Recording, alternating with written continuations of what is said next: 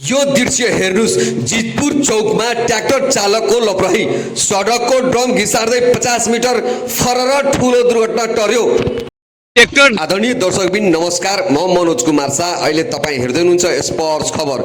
जितपुर चौक स्थित हाइवेमा राखिएको सुरक्षा ड्रम एक ट्र्याक्टर चालकले ठक्कर दिएपछि अगाडिको भागमा फसाएर करिब 50 मिटर घिसार्दै फरर भएको घटना सार्वजनिक भएको छ।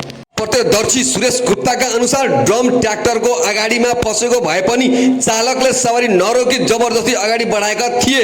घटनाले केही बेर सडकमा त्रास फैलिएको थियो।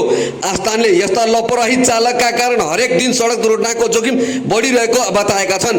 उनीहरूको भनाइमा आज ड्रम थियो, केही ठाउँमा कुनै मानिस भएको भए जानै जान सक्थ्यो। स्थानीयले घटनाको छानबिन गरी सम्बन्धित ट्र्याक्टर र चालकको पहिचान गरेर कडा कानुनी कारबाही गर्न सम्बन्धित निकायसँग माग गरेका छन्।